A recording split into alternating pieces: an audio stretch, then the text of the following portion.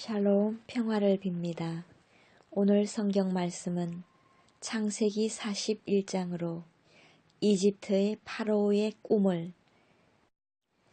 요셉이 풀이하여 이집트의 재상이 되어 아스낫을 아내로 얻고 므낫세와 에프라임을 낳고 이집트는 흉년이 드는 이야기를 봉독하겠습니다. 창세기 41장 파라오의 꿈. 그로부터 2년이 지난 뒤 파라오가 꿈을 꾸었다.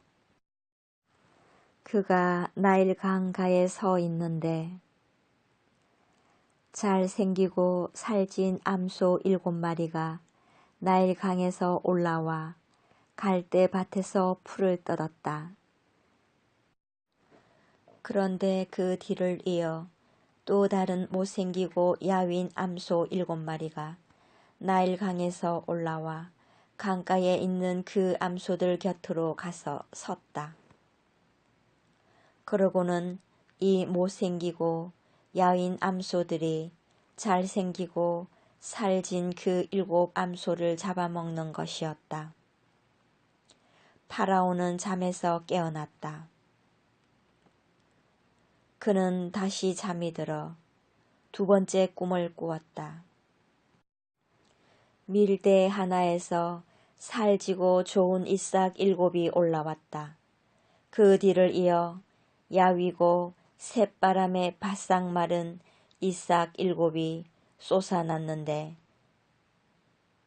이 야윈 이삭들이 살지고 여문 그 7 이삭을 삼켜버리는 것이었다. 파라오가 잠에서 깨어보니 꿈이었다. 아침이 되자 그는 마음이 불안하여 사람을 보내 이집트의 모든 요술사와 모든 현인을 불러들였다. 그런 다음 파라오는 자기가 꾼 꿈을 그들에게 이야기하였지만 아무도 파라오에게 그것을 풀이해 주지 못하였다. 그때 헌작 시종이 파라오에게 아뢰었다. 오늘에야 제 잘못이 생각납니다. 파라오께서는 당신의 종들에게 진노하시어 저와 제빵 시종장을 경호 대장 집에 가두신 적이 있습니다. 저와 그는 같은 날 밤에 꿈을 꾸었는데 저마다 다른 뜻을 지닌 꿈을 꾸었습니다. 그때 거기에는 경호대장의 종인 젊은 히브리인이 저희와 함께 있었습니다.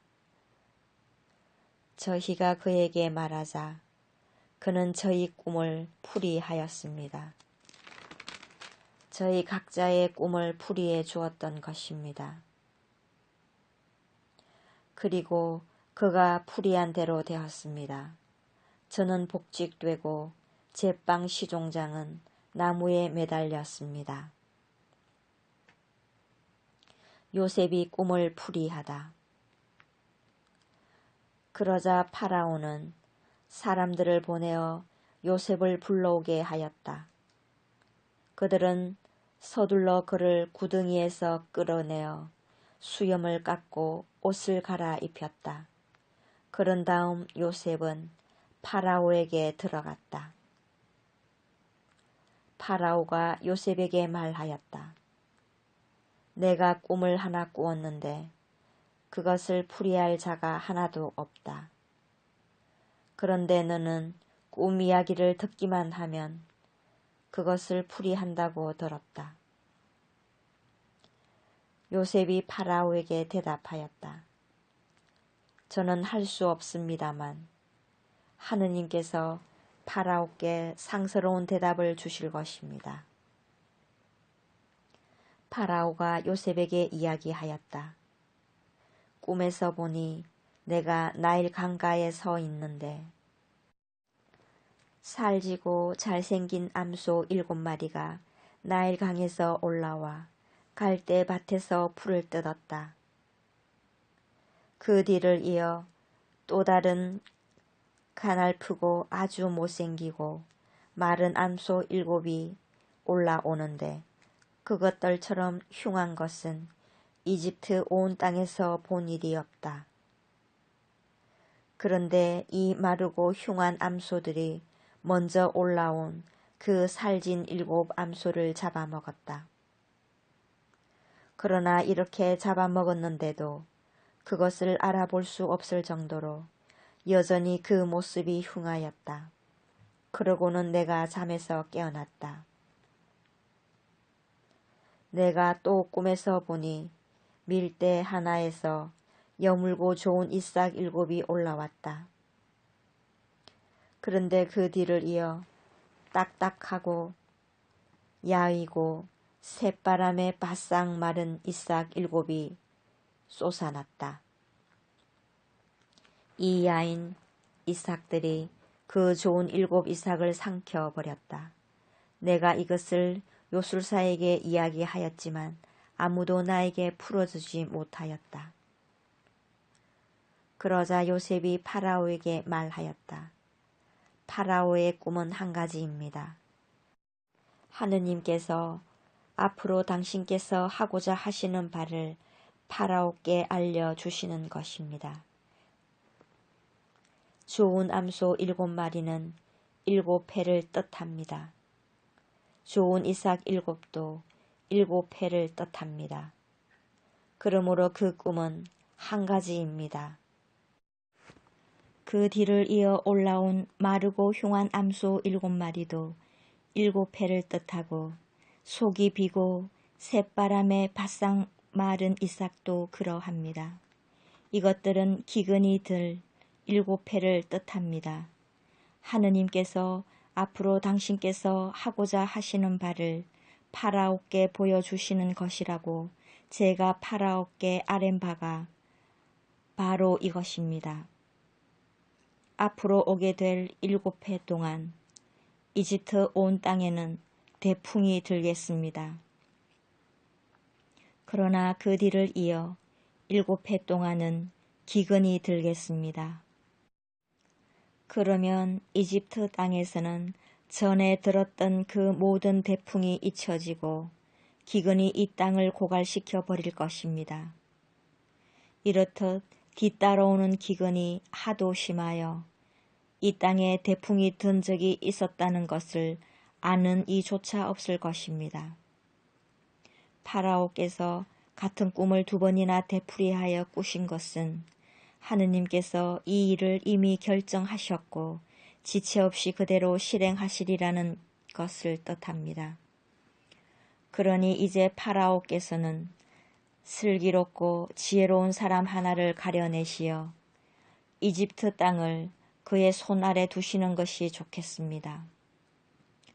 파라오께서는 또 나라의 감독관들을 임명하셔서 대풍이 드는 7해 동안 이집트 땅에서 거둔 수확의 5분의 1을 받아들이게 하시는 것이 좋겠습니다.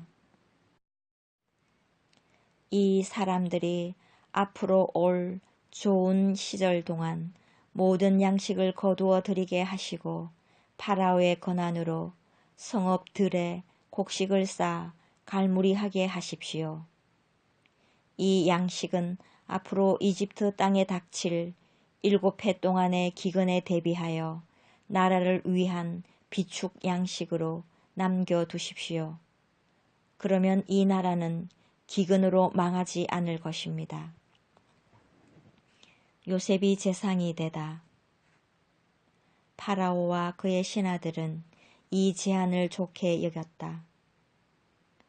그리하여 파라오는 자기 신하들에게 말하였다. 이 사람처럼 하느님의 영을 지닌 사람을 우리가 또 찾을 수 있겠소. 그런 다음 파라오는 요셉에게 말하였다. 하느님께서 그대에게 이 모든 것을 알려주셨으니 그대처럼 슬기롭고 지혜로운 사람이 또 있을 수 없소. 내 집을 그대 손 아래 두겠소. 내 모든 백성은 그대 명령을 따를 것이요. 나는 왕좌 하나로만 그대보다 높을 따름이요. 파라오가 다시 요셉에게 말하였다. 이제 내가 이집트 온 땅을 그대 손 아래 두오.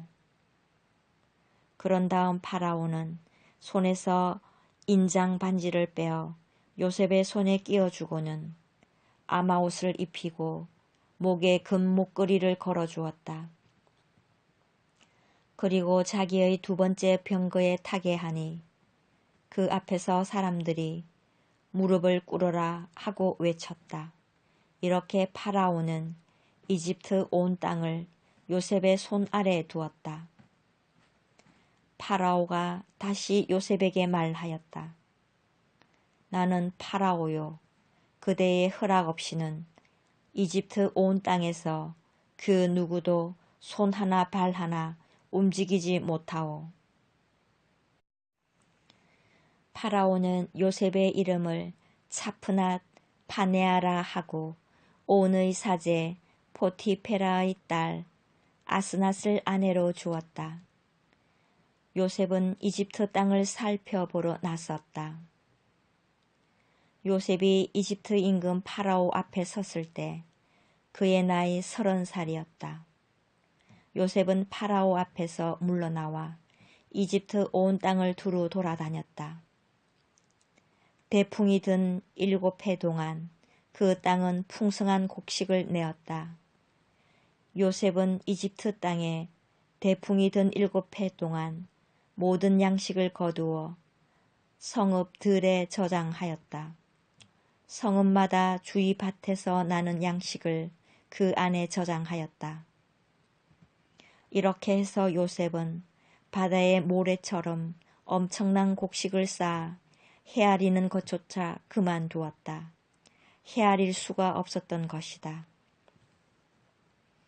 요셉의 아들들. 흉년이 들기 전에 요셉에게서 두 아들이 태어났다. 온의 사제 포티페라의 딸 아스낫이 그에게 낳아준 아들들이다. 요셉은 하느님께서 나의 모든 고생과 내 아버지의 집안조차 모두 잊게 해 주셨구나 하면서 맏아들의 이름을 므낫세라 하였다. 그리고 하느님께서 내 고난의 땅에서 나에게 자식을 낳게 해 주셨구나 하면서 둘째 아들의 이름을 에프라임이라 하였다. 흉년이 시작되다. 이집트 땅에 들었던 7년 대풍이 끝났다. 그러자 요셉이 말한 대로 7년 기근이 시작되었다. 모든 나라에 기근이 들었지만 이집트 온 땅에는 빵이 있었다. 이집트 온 땅에 기근이 들자 백성이 파라오에게 빵을 달라고 부르짖었다. 그러자 파라오는 모든 이집트인에게 말하였다. 요셉에게 가서 그가 시키는 대로 하여라. 기근이 온 땅에 퍼지자 요셉은 곡식 창고를 모두 열고 이집트인들에게 곡식을 팔았다. 이집트 땅에 기근이 심하였지만 온 세상은 요셉에게 곡식을 사려고 이집트로 몰려들었다. 온 세상에 기근이 심하였기 때문이다.